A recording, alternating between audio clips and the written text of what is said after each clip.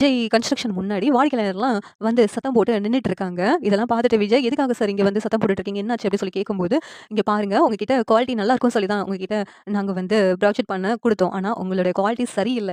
அதுவும் இல்லாம இதனால எங்களுக்கு நெறைய நஷ்டம் ஆயிருக்கு. இனிமேலும் எங்களுக்கு நீங்க பில்டிங் பண்ண வேண்டாம். எந்த பில்டிங்கும் நீங்க கட்ட தேவையில்ல." அப்படி சொல்லி சொல்றாங்க. "என்ன சார் சொல்றீங்க? நாங்க எப்பவுமே குவாலிட்டியான பொருள தானே வச்சு தானே வீடெல்லாம் கட்டுவோம். அப்படி இருக்கும்போது என்ன சார் சொல்றீங்க?" அப்படின்னு சொல்லிட்டு விஜய் கேட்கறாங்க. உடனே ஐயப்பன் வந்துட்டு, "சாரி சார்.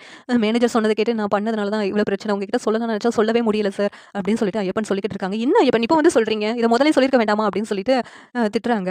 ஐயப்பன் வந்துட்டு, "சார் உங்க சித்தப்பா கிட்ட நாங்க சொன்னோம். அவர் உங்ககிட்ட சொல்றதா சொன்னாரு. சொல்லலையா சார்?" அப்படின்னு சொல்லிட்டு கேட்கறாங்க. உடனேவும் விஜய் வந்து விஜய் சித்தப்பாவ மொறச்சு பார்க்குறாங்க.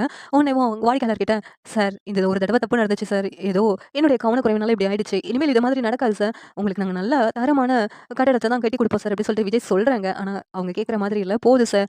உங்கள வச்சு நாங்க பிசினஸ் பண்ணதெல்லாம் போதும். எந்த ப்ராஜெக்டும் இனிமேல் உங்களுக்கு குடுக்க போறது கிடையாதுன்னு" சொல்லி எல்லாரும் கிளம்பி போயிடுறாங்க. இதனால மனம் உடைஞ்ச விஜய் சித்தப்பாவ பார்த்துட்டு, "எதுக்காக என்கிட்ட சொல்லல? எல்லாத்தையும் தூண்டி விட்டுட்டு நீங்க தான் கம்பெனி முன்னாடி வர வச்சிருப்பீங்கன்னு எனக்கு தெரியும். ஏன் இப்படிலாம் பண்ணிக்கிட்டு இருக்கீங்க?" அப்படின்னு சொல்லிட்டு விஜய் வந்து திட்டி வரதுக்கு முன்னாடி விஜயோட சித்தப்பா நடந்தது எல்லாத்தையும் வீட்ல வந்து சொல்றாங்க. இதனால தாத்தாவும் பாட்டியும் ரொம்ப டென்ஷன் ஆயிட்டு இருக்காங்க. பாட்டி வந்துட்டு, "நான் அப்பவே சொன்னேன். இவங்க பிரச்சனைய தீர்க்கிறேன்னு சொல்லிட்டு கம்பெனிய பார்க்காம இப்ப பாருங்க இப்படி ஆயிடுச்சு. இவ்வளவு பெரிய பிரச்சனை ஆயிடுச்சு." அப்படின்னு சொல்லிட்டு பாட்டி ரொம்ப வருத்தப்பட்டுட்டு இருக்காங்க. அந்த நேரத்துல விஜய் வராங்க. "என்னடா விஜய் நடந்துச்சு?" அப்படின்னு சொல்லிட்டு தாத்தா கேட்கறாங்க. உடனே பாட்டி வந்துட்டு, "அதான் நடந்ததெல்லாம் மருமகன் தானே சொன்னாரு."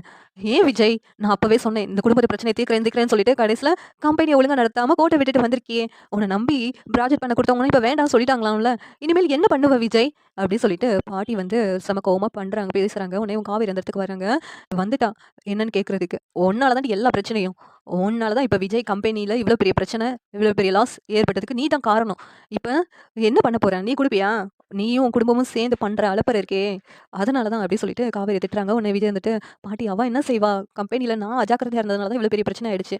அவள போய் திட்டிக்கிட்டு இருக்கீங்க." அப்டின்னு சொல்லிட்டு விஜய் சொல்றாங்க. உடனே பாட்டி வந்து, "அவள திட்டினா உனக்கு கோவம் வந்துருமே!" அப்டின்னு சொல்லிக்கிட்டு இருக்காங்க. இந்த சீரியல் எப்படி இருந்தா நல்லாருக்கும் நீங்க நினைக்கிறீங்கன்னு கமெண்ட் பண்ணுங்க. இந்த வீடியோ பிடிச்சிருந்தா லைக் பண்ணுங்க, ஷேர் பண்ணுங்க, சப்ஸ்கிரைப் பண்ணுங்க. Thank you.